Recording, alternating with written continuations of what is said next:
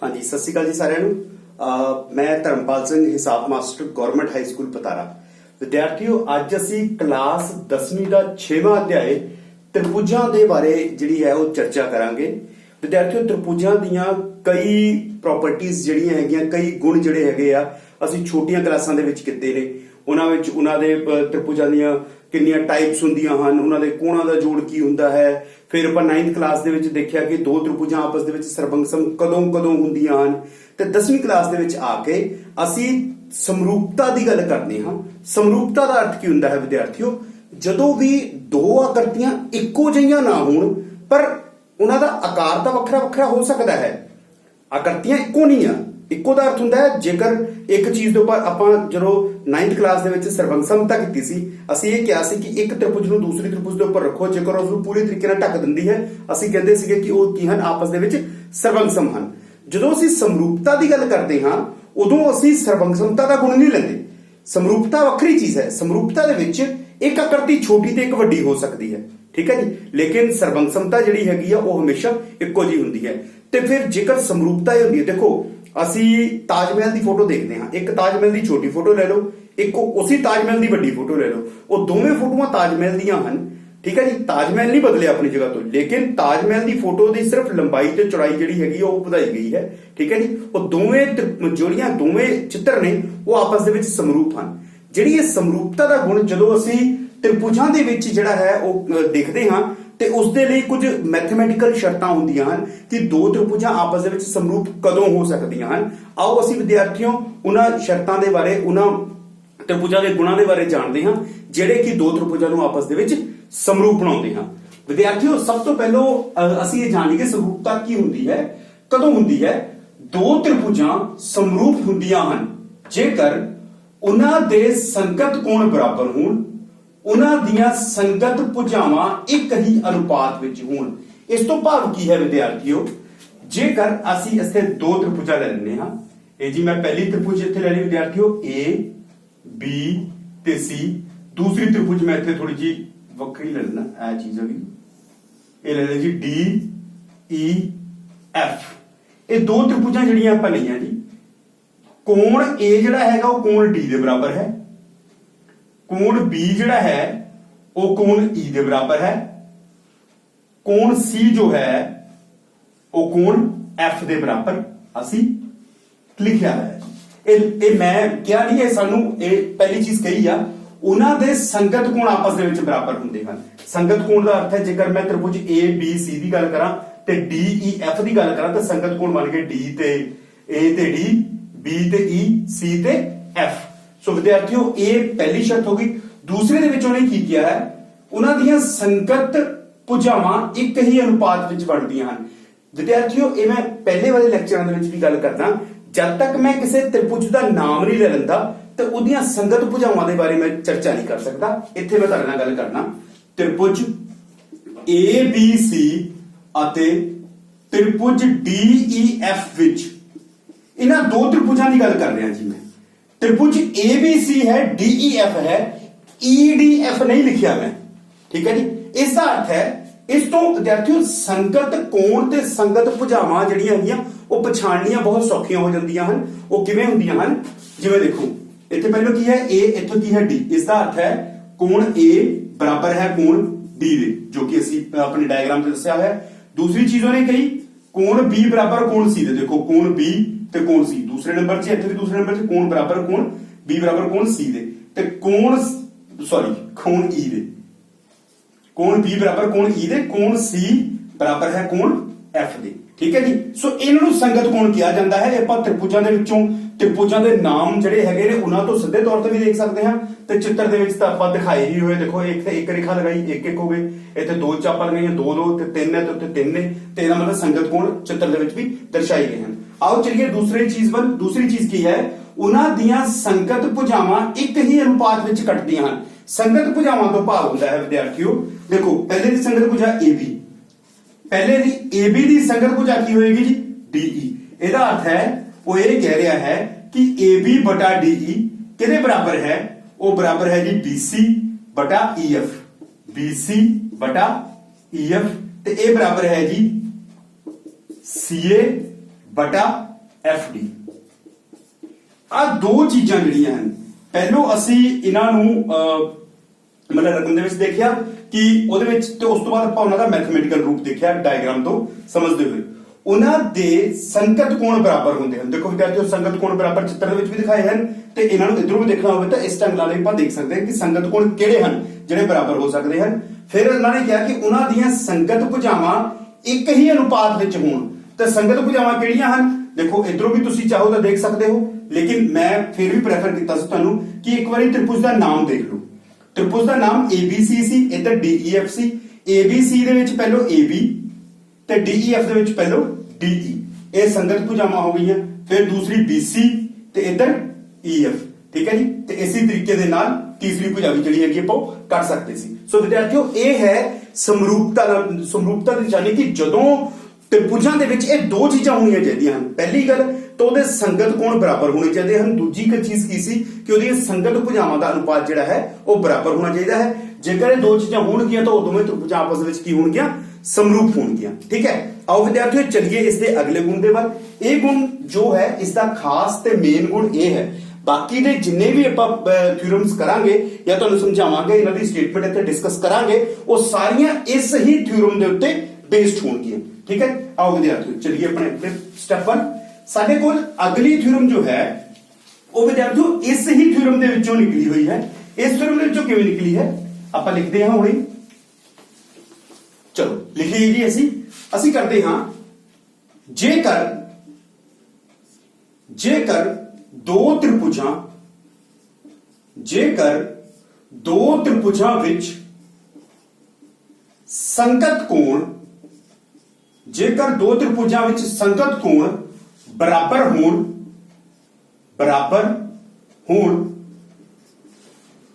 ਤਾਂ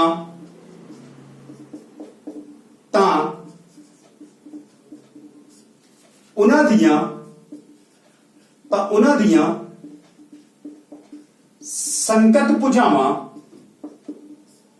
ਦੀਆਂ ਸੰਗਤ ਭੁਜਾਵਾਂ ਵੀ ਸਮਾਨ ਅਨੁਪਾਤੀ ਹੁੰਦੀਆਂ ਹਨ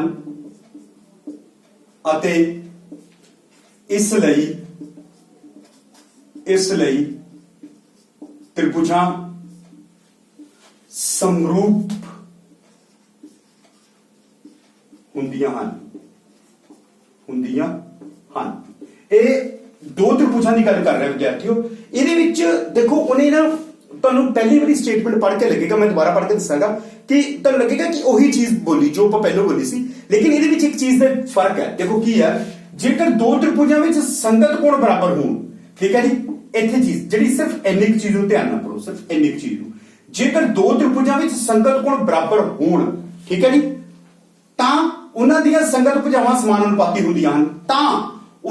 ਇਹਦਾ ਮਤਲਬ ਇਹ ਹੋਇਆ ਕਿ ਤ੍ਰਿਭੁਜਾਂ ਦੇ ਇਕੱਲੇ ਸੰਗਤ ਕੋਣਾਂ ਦੇ ਬਾਰੇ ਜੇਕਰ ਸਾਨੂੰ ਜਾਣਕਾਰੀ ਹੋਵੇ ਤਾਂ ਮੈਨੂੰ ਉਸ ਦੀਆਂ ਸੰਗਤ ਭੁਜਾਵਾਂ ਦੇ ਬਾਰੇ ਟੈਨਸ਼ਨ ਲੈਣ ਦੀ ਲੋੜ ਨਹੀਂ ਆ। ਉਹ ਸਮਾਨ ਅਨੁਪਾਤੀ ਹੋਣਗੀਆਂ, ਉਹ ਆਪਣੇ ਆਪ ਸਮਾਨ ਅਨੁਪਾਤੀ ਹੋਣਗੀਆਂ। ਠੀਕ ਹੈ ਜੀ। ਸੋ ਇਸ ਦਾ ਅਰਥ ਹੈ ਕਿ ਜੇਕਰ ਉਹ ਸਮਾਨ ਅਨੁਪਾਤੀ ਆਪਣੇ ਆਪ ਹੋਣਗੀਆਂ ਤਾਂ ਇਸ ਦਾ ਅਰਥ ਹੈ ਕਿ ਉਹ ਤ੍ਰਿਭੁਜਾਂ ਆਪਸ ਦੇ ਵਿੱਚ ਕੀ ਹੁੰਦੀਆਂ ਹਨ? ਸਮਰੂਪ ਹੁੰਦੀਆਂ ਹਨ। ਦੇਖੋ ਵਿਦਿਆਰਥੀਓ ਕਿਵੇਂ ਕਹਿ ਰਿਹਾ ਉਹ ਕਹਿ ਰਿਹਾ ਦੋ ਤ੍ਰਿਭੁਜਾਂ ਹਨ ਸਾਡੇ ਕੋਲ, A B C, ਇੱਧਰ ਆ ਗਿਆ ਜੀ D E F, ਆ D E F, ਆ ਦੋ ਤ੍ਰਿਭੁਜਾਂ ਹਨ। ਇਹਨਾਂ ਦੇ ਸੰਗਤ ਕੋਣ, ਭਾਵ ਕੱਲੇ ਇਹਦੀ ਗੱਲ ਕਰ ਰਿਹਾ ਜੀ, ਆ ਸੰਗਤ ਕੋਣ, ਆ ਦੂਸਰੇ ਦਾ ਸੰਗਤ ਕੋਣ ਤੇ ਆ ਤੀਸਰੇ ਦਾ ਸੰਗਤ ਕੋਣ। ਠੀਕ ਹੈ ਜੀ। ਇਹ ਸੰਗਤ ਕੋਣ, ਇਹਦਾ ਸੰਗਤ ਕੋਣ ਆ, ਇਹਦਾ ਇਸ ਤ੍ਰਿਭੁਜ ਦੇ ਤਿੰਨੋਂ ਕੋਣ ਜਿਹੜੀ ਨਾਲ ਦੀ ਤ੍ਰਿਭੁਜ ਦੇ ਤਿੰਨਾਂ ਕੋਣਾਂ ਦੇ ਬਰਾਬਰ ਹੈ, ਸੰਗਤ ਕੋਣਾਂ ਦੇ ਬਰਾਬਰ ਹੈ, ਤਾਂ ਉਹ ਤ੍ਰਿਭੁਜਾਂ ਆਪਸ ਦੇ ਵਿੱਚ ਸਮਰੂਪ ਹੋਣਗੀਆਂ। ਲੇਕਿਨ ਇਹਦੇ ਵਿੱਚ ਕਿਤੇ ਵੀ ਉਹਨੇ ਇਹ ਗੱਲ ਨਹੀਂ ਕਹੀ ਕਿ ਉਹ ਸਮਾਨੁਪਾਤੀ ਨਹੀਂ ਹੋਣਗੀਆਂ। ਉਹਨੇ ਇਹ ਗੱਲ ਕਹੀ ਆ ਕਿ ਜੇਕਰ ਦੋ ਤ੍ਰਿਭੁਜਾਂ ਦੇ ਵਿੱਚ ਸੰਗਤ ਕੋਣ ਆਪਸ ਦੇ ਵਿੱਚ ਬਰਾਬਰ ਹੁੰਦੇ ਹਨ ਤਾਂ ਇਸ ਤੋਂ ਭਾਵ ਇਹ ਹੈ ਕਿ ਉਸ ਦੀਆਂ ਸੰਗਤ ਭੁਜਾਵਾਂ ਸਮਾਨ ਅਨੁਪਾਤੀ ਹੁੰਦੀਆਂ ਹਨ। ਠੀਕ ਹੈ ਜੀ। ਸੰਗਤ ਭੁਜਾਵਾਂ ਜਿਹੜੀਆਂ ਸਮਾਨ ਅਨੁਪਾਤੀ ਹੁੰਦੀਆਂ ਹਨ, ਕਿਉਂਕਿ ਦੇਖੋ ਸੰਗਤ ਕੋਣ ਉਹਨੇ ਬਰਾਬਰ ਦੇ ਦਿੱਤੇ, ਕਿਉਂਕਿ ਸੰਗਤ ਕੋਣ ਬਰਾਬਰ ਹੁੰਦੇ ਹਨ ਇਸ ਲਈ ਭੁਜਾਵਾਂ ਸਮਾਨ ਅਨੁਪਾਤੀ ਹੋਣਗੀਆਂ। ਦੋਨੋਂ ਸ਼ਰਤਾਂ ਪੂਰੀਆਂ ਹੋ ਗਈਆਂ, ਭਾਵ ਇਹ ਦੋਵੇਂ ਤ੍ਰਿਭੁਜਾਂ ਆਪਸ ਦੇ ਵਿੱਚ ਕੀ ਹੋਣਗੀਆਂ? ਸਮਰੂਪ ਹੋਣਗੀਆਂ। ਠੀਕ ਹੈ ਜੀ। ਇਸੇ ਤਰੀਕੇ ਨਾਲ ਵਿਦਿਆਰਥੀਓ ਇਸ ਤੋਂ ਅਗਲੀ ਵੀ ਚੀਜ਼ ਆਪਾਂ ਦੇਖਦੇ ਹਾਂ, ਕੱਲਾ ਕੋਣਾਂ ਦੀ ਗੱਲ ਨਹੀਂ ਆ। अच्छा विद्यार्थियों ਇਹਦੇ ਵਿੱਚ ਉਹਨੇ ਕੀ ਕੀਤਾ, ਇੱਥੇ ਮੈਂ ਥੋੜਾ ਰੋਕ ਲੈਣਾ ਆਪਣੇ ਆਪ ਨੂੰ। ਜੇਕਰ ਤ੍ਰਿਭੁਜ ਦੀਆਂ ਵਿੱਚ ਸੰਗਤ ਕੋਣ ਬਰਾਬਰ ਹੁੰਦੇ, ਇਹਨੇ ਗੱਲ ਕੀਤੀ ਸੰਗਤ ਕੋਣ ਬਰਾਬਰ ਹੁੰਦੀਆਂ। ਠੀਕ ਹੈ ਵਿਦਿਆਰਥੀਓ, ਇਹ ਦੇਖੋ ਮੈਂ ਇੱਕ ਹੀ ਚੀਜ਼ ਦੇ ਵਿੱਚ ਇੱਕ ਵੱਖਰੀ ਚੀਜ਼ ਕੱਢ ਕੇ ਲਿਆਉਣ ਲੱਗਾ, ਉਹਨੂੰ ਧਿਆਨ ਨਾਲ ਲਿਖਿਓ। ਕਹਿੰਦਾ ਜੇਕਰ ਦੋ ਤ੍ਰਿਭੁਜਾਂ ਵਿੱਚ ਸੰਗਤ ਕੋਣ ਬਰਾਬਰ ਹੋਣ, ਦੇਖੋ ਤਿੰਨੋਂ ਸੰਗਤ ਕੋਣਾਂ ਦੀ ਗੱਲ ਕੀਤੀ ਨਾ, ਦੇਖੋ ਇਹਦਾ ਸੰਗਤ ਕੋਣ ਆ, ਇਹਦਾ ਸੰਗਤ ਕੋਣ ਆ ਤੇ ਇਹਦਾ ਸੰਗਤ ਕੋਣ ਆ, ਇਹਨਾਂ ਦੀ ਗੱਲ ਕਰ ਰਿਹਾ ਨਾ। ਹੁਣ ਮੈਂ ਇੱਥੇ ਕੀ ਕਰਦਾ, ਉਹਨੇ ਸੰਗਤ ਕੋਣ ਲਿਖਿਆ, ਇਹਦਾ ਮਤਲਬ ਤਿੰਨਾਂ ਸੰਗਤ ਕੋਣਾਂ ਦੀ ਗੱਲ ਕਰਦਾ। ਜੇਕਰ ਇਹਦੇ ਦੋ ਸੰਗਤ ਕੋਣ, ਸਿਰਫ ਦੋ ਸੰਗਤ ਕੋਣ ਵੀ ਬਰਾਬਰ ਹੋ ਜਾਣ ਤਾਂ ਵੀ ਜਿਹੜੀ ਹੈਗੀ ਆ ਇਹ ਤ੍ਰਿਭੁਜਾਂ ਆਪਸ ਦੇ ਵਿੱਚ ਸਮਰੂਪ ਹੋਣਗੀਆਂ। ਇਸ ਗੱਲ ਨੂੰ ਵੀ ਇੱਥੇ ਹੀ ਸਮਝ ਲੈਣਾ ਬਹੁਤ ਜ਼ਰੂਰੀ ਹੈ। ਠੀਕ ਹੈ ਵਿਦਿਆਰਥੀਓ, ਦੇਖੋ ਇਹਦਾ ਕਹਿਣ ਦਾ ਮਤਲਬ ਇਹ ਹੈ ਕਿ ਮੰਨ ਲਓ ਸਾਡੇ ਕੋਲ ਆ ਨਾ ਹੁੰਦਾ, ਠੀਕ ਹੈ ਜੀ, ਆ ਚੀਜ਼ ਨਹੀਂ ਸਾਨੂੰ ਦਿੱਤੀ, ਸਾਨੂੰ ਕੀ ਦਿੱਤਾ ਹੈ ਵਿਦਿਆਰਥੀਓ, ਕੋਣ A ਬਰਾਬਰ ਹੈ ਕੋਣ D ਦੇ, ਕੋਣ B ਬਰਾਬਰ ਹੈ ਕੋਣ E ਦੇ, ਤੇ ਉਹ ਕਹਿ ਰਿਹਾ ਹੈ ਕਿ ਬਈ ਇਹ ਤ੍ਰਿਭੁਜਾਂ ਸਮਰੂਪ ਹਨ ਕਿ ਨਹੀਂ ਹਨ, ਤਾਂ ਇਹ ਤ੍ਰਿਭੁਜਾਂ ਬਿਲਕੁਲ ਆਪਸ ਦੇ ਵਿੱਚ ਸਮਰੂਪ ਹਨ। ਉਸ ਦਾ ਕਾਰਨ ਇਹ ਹੁੰਦਾ ਹੈ ਵਿਦਿਆਰਥੀਓ, ਤਿੰਨਾਂ ਕੋਣਾਂ ਦਾ ਜੋੜ A ਕੋਣ A ਜਮਾ ਕੋਣ B ਜਮਾ ਕੋਣ C ਬਰਾਬਰ 180 ਡਿਗਰੀ, ਕੋਣ D ਜਮਾ ਕੋਣ E ਜਮਾ ਕੋਣ F ਬਰਾਬਰ 180 ਡਿਗਰੀ। ਵਿਦਿਆਰਥੀਓ ਇਹ ਦੋ ਕੋਣ ਤਾਂ ਉਹਨੇ ਆਪਸ ਵਿੱਚ ਬਰਾਬਰ ਦੇ ਦਿੱਤੇ ਆ। ठीक है जी, ए दो कोण A बराबर कोण D, कोण B बराबर कोण E, 180 बराबर 180 दे है। ठीक है जी, तो बचिया की देखो विद्यार्थियों, जेकर ये दोवें आपस में बराबर नहीं होगे तो इसका मतलब वो 180 के बराबर हो ही नहीं सकते। ठीक है जी, ਇਹ ਵਾਲੀ ਚੀਜ਼ ਨੂੰ 180 ਦੇ ਬਰਾਬਰ ਕਰਨਾ, ਤਿੰਨਾਂ ਜੋੜਾਂ ਨੂੰ, ਇਹਨਾਂ ਤਿੰਨਾਂ ਕੋਣਾਂ ਦੇ ਜੋੜ ਨੂੰ 180 ਦੇ ਬਰਾਬਰ ਕਰਨਾ, ਇਹ ਤਦ ਹੀ ਪੋਸੀਬਲ ਹੈ ਜੇਕਰ ਉਹ ਤੀਸਰਾ ਕੋਣ ਆਪਸ ਦੇ ਵਿੱਚ ਕੀ ਹੋਏਗਾ, ਬਰਾਬਰ ਹੋਏਗਾ। ਠੀਕ ਹੈ ਜੀ, ਸੋ ਇਸ ਲਈ ਇਹ ਆਉਣ ਵਾਲੇ ਜਿਹੜੇ ਆਪਾਂ ਸਵਾਲ ਕਰਾਂਗੇ ਉਹਨਾਂ ਸਵਾਲਾਂ ਦੇ ਲਈ ਸਾਨੂੰ ਇਹ ਜਾਣਨਾ ਬਹੁਤ ਜ਼ਰੂਰੀ ਹੈ ਕਿ ਜੇਕਰ ਕਿਸੇ ਤ੍ਰਿਭੁਜ ਦੇ ਦੋ ਕੋਣ ਸੰਗਤ ਕੋਣ ਆਪਸ ਵਿੱਚ ਬਰਾਬਰ ਹੋ ਜਾਂਦੇ ਹਨ ਤਾਂ ਵੀ ਉਹ ਜਿਹੜੀਆਂ ਦੋਵੇਂ ਤ੍ਰਿਭੁਜਾਂ ਆਪਸ ਦੇ ਵਿੱਚ ਸਮਰੂਪ ਹੋਣਗੀਆਂ। ਤੀਸਰਾ ਕੋਣ ਆਪਣੇ ਆਪ ਬਰਾਬਰ ਹੋਏਗਾ, ਉਸ ਨੂੰ ਲਿਖਣ ਦੀ ਲੋੜ ਨਹੀਂ ਹੈ। ਠੀਕ ਹੈ ਜੀ, ਜਾਂ ਇਹ ਸੋਚ ਕੇ ਪਰੇਸ਼ਾਨ ਨਹੀਂ ਹੋਣਾ ਕਿ ਦੋ ਕੋਣ ਤਾਂ ਬਰਾਬਰ ਹੋ ਗਏ, ਤੀਸਰਾ ਦਿੱਤਾ ਹੀ ਨਹੀਂ ਹੋਇਆ ਸਾਨੂੰ। ਠੀਕ ਹੈ ਜੀ, ਤੀਸਰਾ ਉਹ ਕਦੀ ਵੀ ਨਹੀਂ ਦੇਗਾ, ਜਾਂ ਕਦੀ ਨਹੀਂ ਦੇਗਾ, ਲੇਕਿਨ ਉਹਦੀ ਜ਼ਰੂਰਤ ਨਹੀਂ ਹੈ ਸਾਨੂੰ, ਕਿਉਂਕਿ ਤੀਸਰਾ ਕੋਣ ਆਪਣੇ ਆਪ ਬਰਾਬਰ ਹੁੰਦਾ ਹੈ। ਠੀਕ ਹੈ ਜੀ, ਕਿਉਂ ਬਰਾਬਰ ਹੁੰਦਾ ਹੈ ਮੇਰੇ ਖਿਆਲ ਨਾਲ ਮੈਂ ਤੁਹਾਨੂੰ ਇੱਥੇ ਸਮਝਾ ਦਿੱਤਾ ਹੈ। ਠੀਕ ਹੈ ਵਿਦਿਆਰਥੀਓ, ਚਲੋ ਵਿਦਿਆਰਥੀਓ ਚੱਲਦੇ ਹਾਂ ਇਸ ਤੋਂ ਅਗਲੇ ਫੈਕਟ ਦੇ ਵੱਲ। ਇਸ ਦੇ ਕੇਵਲ ਇਹੀ ਫੈਕਟ ਨਹੀਂ ਹੈ, ਇਸ ਤੋਂ ਬਾਅਦ ਵਿਦਿਆਰਥੀਓ ਇੱਕ ਚੀਜ਼ ਹੋਰ ਹੈ ਕਿ ਜੇਕਰ ਤ੍ਰਿਭੁਜ ਦੀਆਂ, ਜੇਕਰ ਆਪਾਂ ਤਿੰਨਾਂ ਕੋਣਾਂ ਦੀ ਗੱਲ ਕੀਤੀ ਹੈ ਨਾ ਹੁਣੇ, ਠੀਕ ਹੈ ਜੀ, ਹੁਣ ਅਸੀਂ ਗੱਲ ਕਰਦੇ ਹਾਂ ਜੇਕਰ ਦੋ ਤ੍ਰਿਭੁਜਾਂ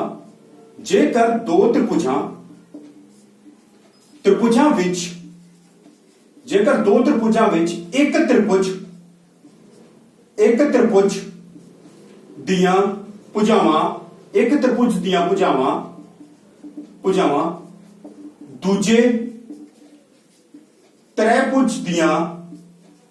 ਦੂਜੇ ਤ੍ਰਿਭੁਜ ਦੀਆਂ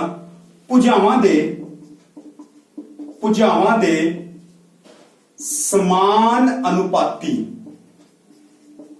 देखो मैं समान नहीं कह रहा, समान अनुपाती होण तां इन्हां दे संगत कोण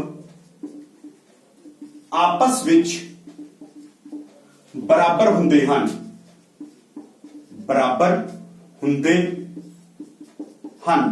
ठीक है जी। जेकर संगत कोण बराबर हुंदे हन तो इस तो भाव की है, त्रिभुजां समरूप ਹਨ। ठीक है जी, मतलब ਇਹ ਪੂਰੀ ਚੀਜ਼ ਜਿਹੜੀ ਆਪਾਂ ਇੱਥੋਂ ਲੈ ਕੇ ਇੱਥੇ ਤੱਕ ਲਿਖੀ ਹੈ ਉਸ ਦਾ ਭਾਵ ਲਿਖਿਆ ਤ੍ਰਿਭੁਜਾਂ ਸਮਰੂਪ ਹਨ। ਕੀ ਹੈ, ਆਪਾਂ ਇੱਕ ਵਾਰੀ ਫੇਰ ਪੜ੍ਹਦੇ ਹਾਂ ਇਸ ਨੂੰ।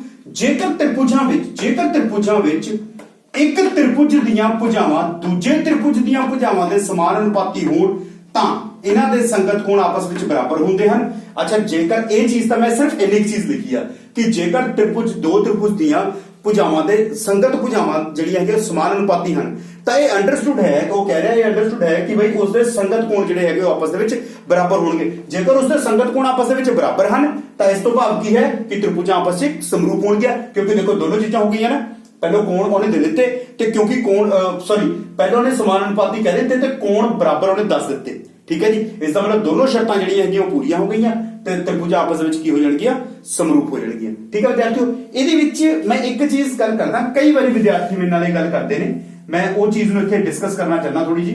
ਵਿਦਿਆਰਥੀ ਕਹਿੰਦੇ ਨੇ ਸਰ ਤੁਸੀਂ ਪਿਛਲੀ ਇੱਕ ਥਿਊਰਮ ਕਰਵਾਈ, ਉਹਦੇ ਵਿੱਚ ਤੁਸੀਂ ਕਿਹਾ ਕਿ ਜੇਕਰ ਦੋ ਤ੍ਰਿਭੁਜ ਦੇ दो कोण आपस ਦੇ ਵਿੱਚ ਬਰਾਬਰ ਹੋ ਜਾਣ ਤਾਂ ਤੀਸਰਾ ਕੋਣ ਆਪਣੇ ਆਪ ਬਰਾਬਰ ਹੁੰਦਾ ਹੈ ਤਾਂ ਕੀ ਇਹ ਪੋਸੀਬਲ ਹੈ ਬੱਚਾ ਇਹ ਚੀਜ਼ ਪੁੱਛ ਰਿਹਾ ਮੈਨੂੰ ਤਾਂ ਕੀ ਸਰ ਇਹ ਪੋਸੀਬਲ ਹੈ DEF ਇੱਥੇ ਲਿਖ ਦੇਣਾ ਮੈਂ ਕੀ ਇਹ ਪੋਸੀਬਲ ਹੈ ਕਿ ਮੈਂ ਇਹ ਕਹਿ ਦਵਾਂ ਕਿ AB ਬਟਾ DE ਬਰਾਬਰ ਹੈ BC ਬਟਾ EF ਠੀਕ ਹੈ ਜੀ ਆ ਸਿਰਫ ਮੈਨੂੰ ਦੋ ਚੀਜ਼ਾਂ ਦਿੱਤੀਆਂ ਹੋਣ ਤੇ ਤੀਸਰੀ ਚੀਜ਼ ਆਪਣੇ ਆਪ ਹੀ ਬਰਾਬਰ ਹੋ ਜਾਵੇ ਜਿਵੇਂ ਕਿ ਮੈਨੂੰ ਇਹ ਕਿਹਾ ਗਿਆ ਸੀਗਾ ਪਹਿਲੇ ਤ੍ਰਿਭੁਜ ਵਾਲੇ ਚੈਪਟਰ ਦੇ ਵਿੱਚ ਕਿਹਾ ਗਿਆ ਸੀ ਸੌਰੀ ਕੋਣ ਵਾਲੇ ਥਿਊਰਮ ਦੇ ਵਿੱਚ ਮੈंने ਗੱਲ ਕੀਤੀ ਸੀ ਕਿ ਤਿੰਨੋਂ ਕੋਣ ਜ਼ਰੂਰੀ ਨਹੀਂ ਹਨ ਜੇਕਰ ਦੋ ਕੋਣ ਬਰਾਬਰ ਹੋ ਗਏ ਤਾਂ ਤੀਸਰਾ ਆਪਣੇ ਆਪ ਹੀ ਬਰਾਬਰ ਹੋਏਗਾ ਠੀਕ ਹੈ ਇਹ ਕੋਣਾਂ ਦੇ ਵਿੱਚ ਤਾਂ ਸਹੀ ਸੀ ਇਹ ਚੀਜ਼ ਲੇਕਿਨ ਸਮਾਨ ਅਨੁਪਾਤੀ ਦੇ ਵਿੱਚ ਇਹ ਚੀਜ਼ ਸਹੀ ਨਹੀਂ ਹੋਏਗੀ ਜੇਕਰ ਦੋ ਭੁਜਾਵਾਂ ਦਾ ਅਨੁਪਾਤ ਆਪਸ ਦੇ ਵਿੱਚ ਜਿਹੜਾ ਬਰਾਬਰ ਹੈ ਤਾਂ ਇਹ ਜ਼ਰੂਰੀ ਨਹੀਂ ਹੈ ਕਿ ਤੀਸਰੀ ਦੇ ਬਰਾਬਰ ਹੋਵੇ ਠੀਕ ਹੈ ਤੀਸਰੀ ਦੇ ਬਰਾਬਰ ਦਿੱਤਾ ਹੋਏਗਾ ਤਾਂ ਬਰਾਬਰ ਹੋਏਗਾ ਨਹੀਂ ਤਾਂ ਨਹੀਂ ਠੀਕ ਹੈ ਵਿਦਿਆਰਥੀਓ ਚਲੋ ਇਸ ਚੀਜ਼ ਨੂੰ ਵੀ ਮੇਰੇ ਖਿਆਲ ਨਾਲ ਤੁਸੀਂ ਇੱਥੇ ਸਮਝ ਲਿਆ ਹੋਵੇਗਾ ਆਓ ਵਿਦਿਆਰਥੀਓ ਚੱਲਦੇ ਹਾਂ ਇਸ ਦੇ ਇੱਕ ਹੋਰ ਜਿਹੜੀ ਇਹਦੀ ਥਿਊਰਮ ਹੈ ਉਸ ਨੂੰ ਵੀ ਆਪਾਂ ਇੱਕ ਵਾਰੀ ਦੇਖ ਲਈਏ ਨਜ਼ਰ ਮਾਰ ਲਈਏ ਤੇ ਉਸ ਤੋਂ ਬਾਅਦ ਅਸੀਂ ਇਸ ਦੇ ਸਵਾਲ ਕਰਕੇ ਦੇਖਾਂਗੇ ਤਾਂ ਦੇਖਾਂਗੇ ਕਿ ਇਸ ਦੇ ਸਵਾਲਾਂ ਜਿਹੜੇ ਹੈਗੇ ਨੇ ਉਹ ਕਿਸ ਢੰਗ ਨਾਲ ਨਿਕਲਦੇ ਨੇ ਤੇ ਇਹ ਥਿਊਰਮਸ ਜਿਹੜੀਆਂ ਆਪਾਂ ਹੁਣ ਇੱਥੇ ਰਿਵਾਈਜ਼ ਕਰ ਰਹੇ ਹਾਂ ਇਹ ਸਾਨੂੰ ਕਿਵੇਂ ਸਾਡੇ ਲਈ ਹੈਲਪਫੁਲ ਹੋਣਗੀਆਂ ਠੀਕ ਹੈ ਵਿਦਿਆਰਥੀਓ ਇੱਕ ਲਾਸਟ ਥਿਊਰਮ ਆਪਾਂ ਦੇਖ ਲੈਂਦੇ ਹਾਂ ਕਿ ਜੇਕਰ ਇੱਕ ਤ੍ਰਿਭੁਜ ਇੱਕ ਤ੍ਰਿਭੁਜ ਦਾ ਇੱਕ ਕੋਣ ਜੇਕਰ ਇੱਕ ਤ੍ਰਿਭੁਜ ਦਾ ਇੱਕ ਕੋਣ ਦੂਸਰੇ ਤ੍ਰਿਭੁਜ ਦੇ ਇੱਕ ਕੋਣ ਦੇ ਬਰਾਬਰ ਹੋਵੇ ਇੱਕ ਕੋਣ ਦੇ ਬਰਾਬਰ ਹੋਵੇ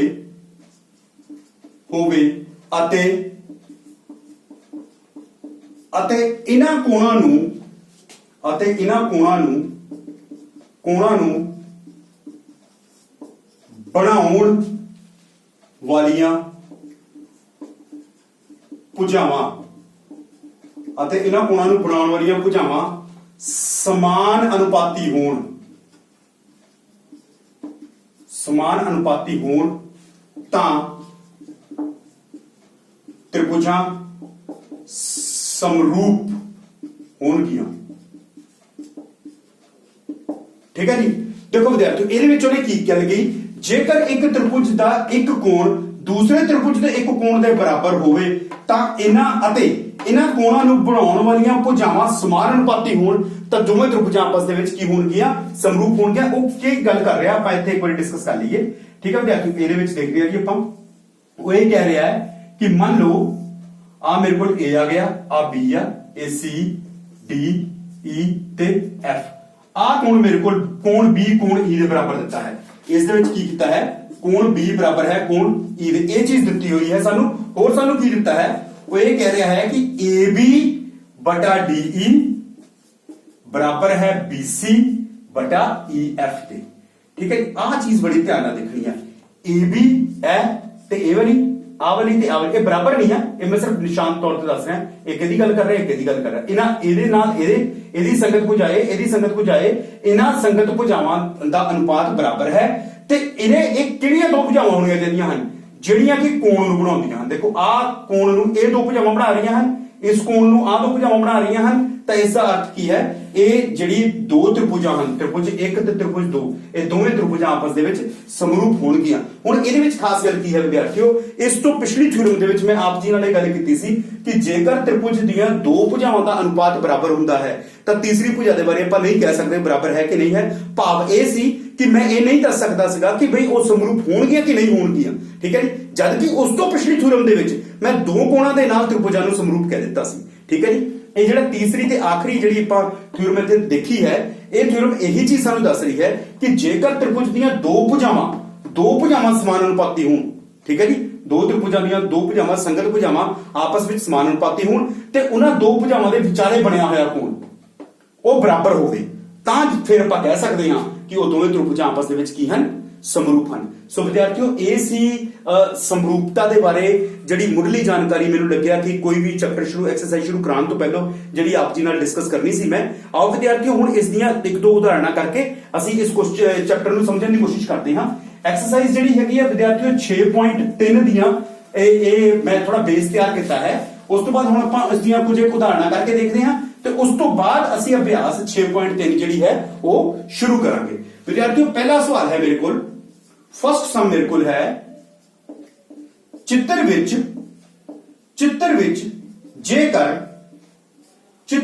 जेकर पी क्यू समानांतर है आर एस, ठीक है जी, पी क्यू समानांतर आर एस होवे तां सिद्ध करो कि त्रिभुज पी ओ क्यू समरूप है त्रिभुज एस ओ आर। ठीक है जी, आ चीज जिहड़ी हैगी वो सिद्ध करने सानू कह रहा ते साडे कोल विद्यार्थियों डायग्राम है, इत्थे मैं थोड़ा डायग्राम बना लवां।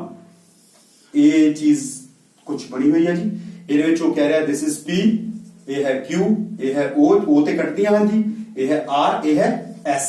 ਠੀਕ ਹੈ ਜੀ, ਹੁਣ ਉਹ ਕੀ ਕਹਿ ਰਿਹਾ ਚਿੱਤਰ ਵਿੱਚ ਅਲਫਾ ਚਿੱਤਰ ਹੈ ਜੀ ਆਪਣੇ ਕੋਲ, ਚਿੱਤਰ ਵਿੱਚ ਜੇਕਰ PQ समानांतर है आर एस, ठीक है जी, PQ RS ਦੇ समानांतर ਹੋਵੇ ਤਾਂ ਸਿੱਧ ਕਰੋ ਕਿ ਆ ਦੋ ਤ੍ਰਿਭੁਜਾਂ POQ ਐਂਡ SOR ਆ ਦੋ ਤ੍ਰਿਭੁਜਾਂ ਆਪਸ ਦੇ ਵਿੱਚ ਕੀ ਹੋਣਗੀਆਂ ਸਮਰੂਪ ਹੋਣਗੀਆਂ। ਠੀਕ ਹੈ ਜੀ, ਦੇਖੋ ਵਿਦਿਆਰਥੀਓ ਕਿੰਨਾ ਸੌਖਾ ਕੰਮ ਹੈ।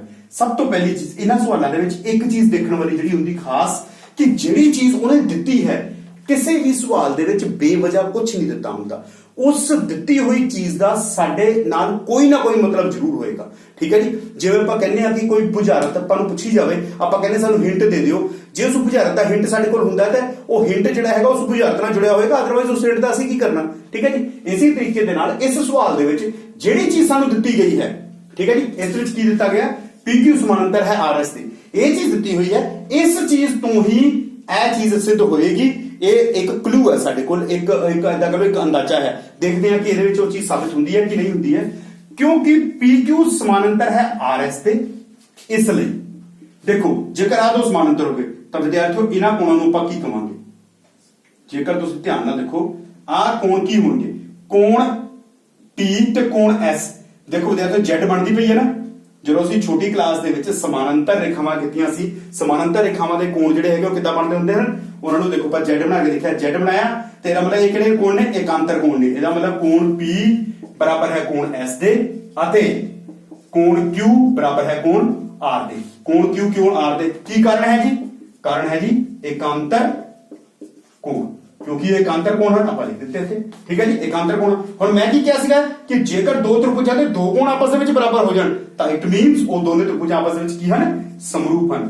POQ ਸਮਰੂਪ ਹੈ ਤ੍ਰਿਭੁਜ ROSOR। ਆ ਦੇਖੋ ਕੋਣ P ਕੋਣ S ਦੇ ਬਰਾਬਰ, ਪਹਿਲਾ ਪਹਿਲੇ ਦੇ ਬਰਾਬਰ ਤੇ ਕੋਣ R ਜਿਹੜਾ ਹੈ ਉਹ ਕੋਣ Q ਦੇ ਬਰਾਬਰ। ਤੀਸਰਾ ਮੈਨੂੰ ਲਿਖਣ ਦੀ ਲੋੜ ਹੀ ਨਹੀਂ ਸੀ ਕਿਉਂਕਿ ਜਦ ਮੈਂ ਤੁਹਾਨੂੰ ਥਿਊਰਮ ਕਰਵਾ ਰਿਹਾ ਸੀ ਉਹਦੇ ਵਿੱਚ ਸਭ ਤੋਂ ਖਾਸ ਚੀਜ਼ ਇਹੀ ਸੀਗੀ ਕਿ ਇਹਦਾ ਅਰਥ ਕੀ ਹੈ। ਠੀਕ ਹੈ, ਮੇਰੇ ਖਿਆਲ ਨਾਲ ਵਿਦਿਆਰਥੀਓ ਹੁਣ ਤੁਸੀਂ ਇਸ ਚੀਜ਼ ਨੂੰ ਸਮਝ ਗਏ। ਸਭ ਤੋਂ ਵੱਡਾ ਕਾਰਨ ਇਹ ਕਿਹੜਾ ਗੁਣ ਲੈ ਕੇ ਜਿਹੜਾ ਸਮਰੂਪਤਾ ਹੋਇਆ, ਇਹ ਹੋਇਆ ਕੋਣ। ਇਹ ਦੋ ਕੋਣ ਜਿਹੜੇ ਹੈਗੇ ਨੇ ਮੈਂ ਆਪਸ ਦੇ ਵਿੱਚ ਬਰਾਬਰ ਕੀਤੇ ਹਨ, ਉਹਨਾਂ ਦੋ ਕੋਣਾਂ ਦੇ ਗੁਣ ਨੂੰ ਲੈ ਕੇ ਇਹ ਤ੍ਰਿਭੁਜਾਂ ਕੀ ਬਣੀਆਂ ਹਨ, ਸਮਰੂਪ ਬਣੀਆਂ ਹਨ। ਆਓ ਵਿਦਿਆਰਥੀਓ ਕਰਦੇ ਹਾਂ ਆਪਣਾ ਅਗਲਾ ਪ੍ਰਸ਼ਨ। ਅਗਲੇ ਪ੍ਰਸ਼ਨ ਦੇ ਵਿੱਚ ਵੀ ਵਿਦਿਆਰਥੀਓ ਹਰ ਚੀਜ਼ ਜਿਹੜੀ ਹੈਗੀ ਪ੍ਰਸ਼ਨ ਹੈ ਉਹ ਬਹੁਤ ਹੀ ਸਿੰਪਲ ਹੋ ਜਾਂਦਾ ਹੈ ਜੇਕਰ ਅਸੀਂ ਉਸ ਚੀਜ਼ ਨੂੰ ਥੋੜਾ ਜਿਹਾ ਸਮਝ ਕੇ ਕਰੀਏ ਤਾਂ। ਠੀਕ ਹੈ ਜੀ, ਇਸੇ ਤਰੀਕੇ ਦੇ ਨਾਲ ਸਾਡਾ ਜਿਹੜਾ ਅਗਲਾ ਪ੍ਰਸ਼ਨ ਹੈ ਉਹ ਕੀ ਹੈ, ਬਹੁਤ ਸੌਖਾ ਸਵਾਲ ਹੈ। ਉਹ ਕਹਿ ਰਿਹਾ ਜੀ ਚਿੱਤਰ ਵਿੱਚ ਕੋਣ P ਪਤਾ ਕਰੋ, ਕੋਣ P ਪਤਾ ਕਰੋ। ਚਿੱਤਰ ਕੀ ਦਿੱਤਾ ਹੈ ਵਿਦਿਆਰਥੀਓ, ਇੱਥੇ ਮੈਂ ਬਣਾ ਦਿੰਦਾ ਜੀ, ਦੋ ਚਿੱਤਰ ਬਣੇ ਹੋਏ ਨੇ। ਠੀਕ ਹੈ ਜੀ, ਇਹ ਹੈ ਜੀ ਆਪਣੇ ਕੋਲ A B C, ਆ ਹੈ ਵਿਦਿਆਰਥੀਓ ਆਪਣੇ ਕੋਲ R P Q। ਇਹਦੇ ਵਿੱਚ ਦਿੱਤਾ ਜੀ ਕੋਣ A ਬਰਾਬਰ 80 ਡਿਗਰੀ, ਕੋਣ B ਬਰਾਬਰ 60 ਡਿਗਰੀ, C ਦਾ ਆਪਾਂ ਨੂੰ ਪਤਾ ਨਹੀਂ ਹੈ ਜੀ, ਇੱਧਰ ਦੇ ਕਿਸੇ ਕੋਣ ਦਾ ਨਹੀਂ ਪਤਾ। ਇਹ ਹੈ ਜੀ 6 ਵਰਗਮੂਲ 3 7.6 12 ਯੂਨਿਟ ਤੁਸੀਂ ਲਿਖ ਸਕਦੇ ਆ, ਸੈਂਟੀਮੀਟਰਾਂ ਦੇ ਵਿੱਚ ਹੋ ਸਕਦਾ ਹੈ, ਮੀਟਰਾਂ ਦੇ ਵਿੱਚ ਵੀ ਹੋ ਸਕਦਾ ਹੈ, ਲੇਕਿਨ ਯੂਨਿਟ ਸਾਰਿਆਂ ਦੀ ਇੱਕੋ ਜਿਹੀ ਹੈ। ਠੀਕ ਹੈ ਜੀ, ਆ ਦੋ ਤ੍ਰਿਭੁਜਾਂ ਦੇ ਦਿੱਤੀਆਂ। ਠੀਕ ਹੈ ਜੀ, ਮੈਨੂੰ ਇਹ ਕਹਿ ਰਿਹਾ ਕਿ ਤੁਸੀਂ ਪਤਾ ਮੈਂ ਕੀ ਕਰਨਾ, ਮੈਂ ਆ ਚੀਜ਼ ਪਤਾ ਕਰਨੀ ਹੈ। ਠੀਕ ਹੈ, ਕੋਣ P ਪਤਾ ਕਰਨਾ। ਠੀਕ ਹੈ, तो विद्यार्थियों मेरे को की चीज है, सब तो बड़ी चीज मेरे को यह है कि मैं ये चीज देखूंगा कि भाई ये चीज बनेगी किवें। सब तो पहले जेकर मैं इन्हां दो त्रिभुजां नूं किसी ढंग नाल समरूप कर देवां ਤਾਂ ਮੈਂ ਕੋਣਾਂ ਦਾ ਆਪਸ ਦੇ ਵਿੱਚ ਰਿਸ਼ਤਾ ਦੱਸ ਸਕਦਾ ਹਾਂ। ਠੀਕ ਹੈ ਜੀ, ਕਿਉਂਕਿ ਦੋ ਤ੍ਰਿਭੁਜਾਂ ਦੀ ਸਮਰੂਪਤਾ ਹੋ ਗਈਆਂ ਤੇ ਸਮਰੂਪ ਤ੍ਰਿਭੁਜਾਂ ਦੇ ਸੰਗਤ ਕੋਣ ਆਪਸ ਵਿੱਚ ਬਰਾਬਰ ਹੁੰਦੇ ਹਨ। ਸੋ ਪਹਿਲਾ ਮੇਰਾ ਕੰਮ ਹੈ ਇਹਨਾਂ ਨੂੰ ਆਪਸ ਦੇ ਵਿੱਚ ਸਮਰੂਪ ਕਰਨਾ। ਦੇਖੋ ਮੈਂ ਚੈੱਕ ਕਰਦਾ ਕਿ ਇਹਨਾਂ ਦੇ ਕੀ ਇਹ ਸਮਾਨ ਅਨੁਪਾਤੀ ਹਨ। √3 ਦਾ √3 ਦੇ ਨਾਲ ਹੀ ਰਿਸ਼ਤਾ ਬਣ ਸਕਦਾ, ਅਦਰਵਾਈਜ਼ ਨਹੀਂ ਬਣ ਸਕਦਾ। ਮੈਂ ਚੈੱਕ ਕਰਕੇ ਦੇਖਦਾ ਹਾਂ। AC ਬਟਾ RP ਬਰਾਬਰ 3 ਵਰਗਮੂਲ 3 ਬਟਾ 6 ਵਰਗਮੂਲ 3 बराबर 1/2। देखो इन्ना लाया कटिया गया, ठीक है जी, तो 3 दूनी 6, ठीक है, 1/2 आ गया। दूसरी चीज मैं देखता हाँ, यह चीज देखो विद्यार्थियों, ए बी बटा इधर उल्ट इधर ए बी बटा क्यू आर, ठीक है जी। क्यू आर बराबर कितना आ गया विद्यार्थियों 3.8 बटा 7.6। आप जानते हैं ए का दुगना है 3.8 का दुगना है 7.6, सो ए भी अपने को आ गया, ठीक है जी। तीसरी चीज चेक कर लेने वो तो सीधा ही है जी, देखो बीसी बटा क्यूपी बराबर 6/12 बराबर 1/2। भाव ये विद्यार्थियों कि इस त्रिभुज दे विच संगत भुजावां दा अनुपात जिहड़ा है वो बराबर आ रहा है, कितना आ रहा है 1/2 1/2 1/2। इसका अर्थ यह है कि ये दोवें त्रिभुजां आपस दे विच जिहड़ियां हन वो की हन, समरूप हन। जेकर विद्यार्थियों दोवें त्रिभुजां आपस दे विच समरूप हन तां ਆਪਾਂ लिख लेने आ त्रिभुज ABC समरूप है त्रिभुज RQP दे, ठीक है जी। आ दो त्रिभुजां दे विच आपस दे विच समरूप हन, ठीक है जी। हुण इहदे विच ਆਪਾਂ देख सकते हां, देखो AC बटा PR, AC ते RB, ठीक है जी। अपने को आ रहा है AB ते QR, AB ते QR, ठीक है जी। तीसरा आ रहा है BC ते QP, BC ते QP बराबर कहते आ रहा है 1/2 दे। इसका अर्थ है ये समरूप हन। क्यों समरूप हन? SSS यानी कि भुजा भुजा भुजा समान अनुपाती हन। जेकर ये दोवें आपस दे विच समरूप हन, इसका अर्थ है कोण P बराबर है कोण C दे, ठीक है जी। देखो कोण P बराबर कोण C दे, लेकिन सानू तो कोण C भी नहीं पता, ठीक है जी। हुण की करना, हुण असि कढांगे सब तो पहले कोण C। कोण C किहदे बराबर होएगा विद्यार्थियों? सीधा ही कढिया जा सकता है, तिन्ना कोणां दा जोड़ 180। ਇਹਦਾ मतलब कोण C ਕੱਢਣ ਦੇ ਲਈ 180 ਦੇ ਵਿੱਚੋਂ ਅਸੀਂ ਇਹ ਦੋਵੇਂ ਕੋਣ ਘਟਾ ਦੇਵਾਂਗੇ 80 ਤੇ 60। ਇਹਦਾ मतलब ਇਹਦੇ ਵਿੱਚੋਂ ਕੋਣ 80 ਤੇ ਕੋਣ 60 ਘਟਾ ਦਿੱਤੇ ਜਾਣਗੇ। ਇਹ ਆ ਗਿਆ 140 ਬਰਾबर 40 डिग्री, ਭਾਵ कोण P बराबर 40 डिग्री जो है वो साडे कोल उत्तर इत्थे आ रहा है, ठीक है विद्यार्थियों। चलो एक बार फिर इसनूं देख लेने हैं। सब तो पहले ਅਸੀਂ ਕੀ ਕੀਤਾ ਜੀ, ਇਹਦੀਆਂ ਸੰਗਤ ਭੁਜਾਵਾਂ ਜਿਹੜੀਆਂ ਹੈਗੀਆਂ ਉਹ ਲੱਭ ਕੇ ਉਹਨਾਂ ਸੰਗਤ ਭੁਜਾਵਾਂ ਦਾ ਚੈੱਕ ਕੀਤਾ ਕਿ ਕੀ ਸੰਗਤ ਭੁਜਾਵਾਂ ਸਮਾਨ ਅਨੁਪਾਤੀ ਹਨ, ਤੇ ਮੈਂ ਦੇਖਿਆ ਕਿ ਸਾਰੀਆਂ ਸਮਾਨ ਅਨੁਪਾਤੀ ਹੈਗੀਆਂ ਸੀ। ਜੇਕਰ ਸੰਗਤ ਭੁਜਾਵਾਂ ਸਮਾਨ ਅਨੁਪਾਤੀ ਹਨ ਤੇ ਇਹਦਾ ਮਤਲਬ ਤ੍ਰਿਭੁਜਾਂ ਆਪਸ ਦੇ ਵਿੱਚ ਕੀ ਹੋ ਗਈਆਂ, ਸਮਰੂਪ ਹੋ ਗਈਆਂ। ਤੇ ਜੇਕਰ ਉਹ ਸਮਰੂਪ ਹਨ ਤਾਂ ਤ੍ਰਿਭੁਜਾਂ ਸਮਰੂਪ ਹਨ ਤੇ ਸੰਗਤ ਕੋਣ ਆਪਸ ਦੇ ਵਿੱਚ ਬਰਾਬਰ ਹੋਣਗੇ। ਤਾਂ P ਦਾ ਸੰਗਤ ਕੋਣ ਕਿਹੜਾ ਸੀ? C। P ਦਾ ਸੰਗਤ ਕੋਣ C ਆ ਗਿਆ, ਲੇਕਿਨ C ਵੀ ਸਾਨੂੰ ਨਹੀਂ ਦਿੱਤਾ ਹੋਇਆ ਤੇ C ਨੂੰ ਕੱਢਣ ਵਾਸਤੇ ਮੈਂ ਕੀ ਕੀਤਾ, ਇੱਥੇ ਮੈਂ ਐਂਗਲ ਸਮ ਪ੍ਰੋਪਰਟੀ ਲਗਾਇਆ, ਯਾਨੀ ਕਿ त्रिभुज ਦੇ ਤਿੰਨਾਂ ਕੋਣਾਂ ਦਾ ਜੋੜ 180 डिग्री ਤੇ ਕੋਣ C ਬਰਾਬਰ ਕਿੰਨਾ ਆ ਗਿਆ 180 ਦੇ ਵਿੱਚੋਂ ਆ ਦੋਵੇਂ ਕੋਣ ਘਟਾ ਦਿੱਤੇ। ਘਟਾ ਕੇ ਕਿੰਨੇ ਆ ਜੀ 180 ਚੋਂ 140 ਘਟਾਏ ਤਾਂ ਕਿੰਨਾ ਬਣ ਗਿਆ 40, ਤੇ ਕੋਣ P ਬਰਾਬਰ ਕਿੰਨਾ ਆ ਗਿਆ ਸਾਡੇ ਕੋਲ 40 डिग्री। ਸੋ ਵਿਦਿਆਰਥੀਓ ਅਸੀਂ ਦੇਖ ਰਹੇ ਹਾਂ ਕਿ ਕਿਵੇਂ ਜੇਕਰ ਅਸੀਂ ਥਿਊਰਮਸ ਨੂੰ ਆਪਣੇ ਟਿਪਸ ਦੇ ਉੱਤੇ ਰੱਖੀਏ ਤਾਂ ਸਵਾਲ ਜਿਹੜੇ ਹੈਗੇ ਉਹ ਕਰਨੇ ਕਿਵੇਂ ਸੌਖੇ ਬਣ ਜਾਂਦੇ ਹਨ, ਠੀਕ ਹੈ ਵਿਦਿਆਰਥੀਓ। एक्सरसाइज 6.3 ਜਿਹੜੀ ਹੈਗੀ ਆ ਅਸੀਂ ਆਪਣੇ ਅਗਲੇ ਲੈਕਚਰ ਦੇ ਵਿੱਚ ਸਟਾਰਟ ਕਰਾਂਗੇ ਤੇ ਅਸੀਂ ਦੇਖਾਂਗੇ ਕਿ ਕਿਵੇਂ ਇਹ ਵਾਲਾ ਲੈਕਚਰ ਜਿਹੜਾ ਹੈ ਉਹ ਸਾਡੇ ਵਾਸਤੇ ਕਿੰਨਾ ਹੈਲਪਫੁਲ ਹੋ ਰਿਹਾ ਹੈ ਸਾਡੇ ਅਗਲੇ ਲੈਕਚਰ ਵਾਸਤੇ। ਤਦ ਤੱਕ ਆਪਣੀ ਪੜ੍ਹਾਈ ਜਾਰੀ ਰੱਖੋ। ਧੰਨਵਾਦ ਦੋਸਤੋ।